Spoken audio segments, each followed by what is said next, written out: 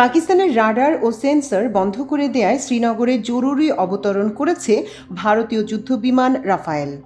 ভারত পেহেলগামে false flag attack করে সীমান্তের কাছে আক্রমণাত্মক উত্তেজনার মাধ্যমে পাকিস্তানকে উত্তেজিত করার চেষ্টা করছে। পাকিস্তান সংযম দেখিয়েছে এবং সময় উপযোগী প্রতিরক্ষামূলক ব্যবস্থা গ্রহণের মাধ্যমে ভারতকে যে কোনো ধরনের আগ্রাসন থেকে বিরত থাকতে বাধ্য করেছে।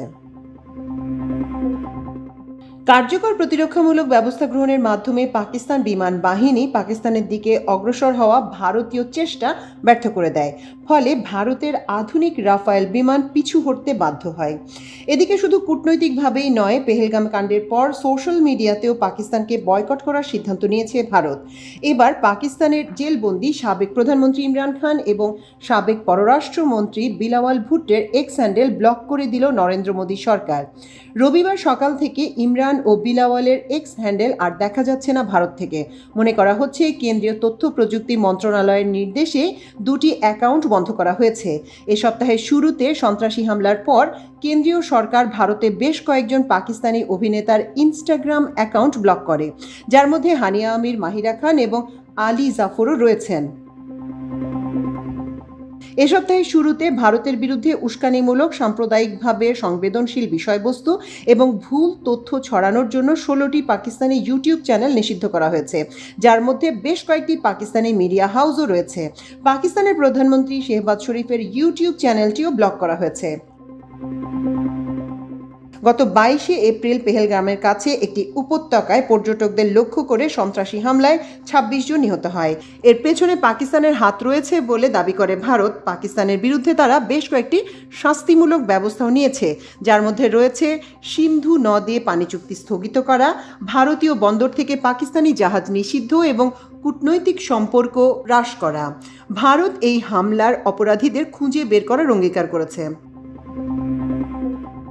পাকিস্তান দাবি করেছে ভারতের পক্ষ থেকে হামলা আসন্ন। দেশটি পেহেলগাম হামলার সঙ্গে কোনো রকম সম্পৃক্ততার কথা অস্বীকার করে স্বাধীন তদন্তের আহ্বান জানিয়েছে। নিহত সাবেক প্রধানমন্ত্রী বেনজির ভুট্টোর ছেলে বিলাওয়াল ভুট্টো বলেন যে ভারত যদি সিন্ধু নদের পানি বন্ধ করে দেয় তবে রক্ত বইবে। বিলাওয়ালের মতে ভারত স্বীকার করেছে যে সিন্ধু পাকিস্তানের।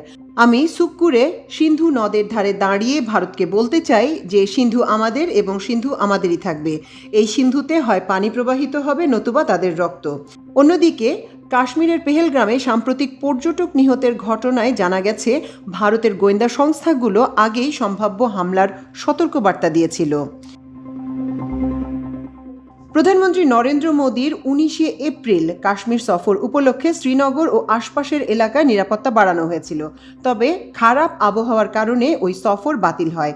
এরপর 22 এপ্রিল পেহেলগামে বন্দুক হামলায় 26 জন পর্যটক নিহত হয়। যদিও গোয়েন্দারা হামলার স্থান সম্পর্কে সুনির্দিষ্টভাবে মোদীর সফরের আগে কিছু জানাননি। এখন জানা গেছে হামলাকারীরা আগে থেকেই ওই এলাকায় ছিল। এতে স্থানীয় গোয়েন্দা ব্যর্থতার বিষয়টি স্পষ্ট হয়েছে। এই ঘটনার পর নিয়ন্ত্রণ রেখা বরাবর ভারত পাকিস্তানের মধ্যে গোলাগুলি শুরু হয়, যার ফলে সীমান্তবর্তী মানুষ আতঙ্কে বাংকার পরিষ্কার বা নির্মাণ করতে শুরু করেন। বহু পরিবার ভূগর্ভস্থ বাংকারে আশ্রয় নিচ্ছেন। বিশেষ করে বয়স্ক ও শিশুদের জন্য নিরাপত্তার ব্যবস্থা নেওয়া হচ্ছে। সীমান্তবর্তী এলাকায় 2017, 2019 ও 2002 সালের মতো আগেও প্রাণহানির ঘটনা ঘটেছে। এদিকে পর্যটন নির্ভর অনেক এলাকাতেই গোলাগুলির কারণে পর্যটক আসা বন্ধ হয়ে গেছে, ফলে স্থানীয়দের কর্মসংস্থান হুমকির মুখে পড়েছে। যদিও 2021 সালে ভারত পাকিস্তান যুদ্ধবিরতি হয়, পেহেলগাম ঘটনার পর সেটি ভেঙে পড়েছে বলে অভিযোগ উঠেছে। বর্তমানে দুই দেশের সীমান্তে তীব্র উত্তেজনা বিরাজ করছে। মাল্টিমিডিয়া ডেস্ক, আমার দেশ।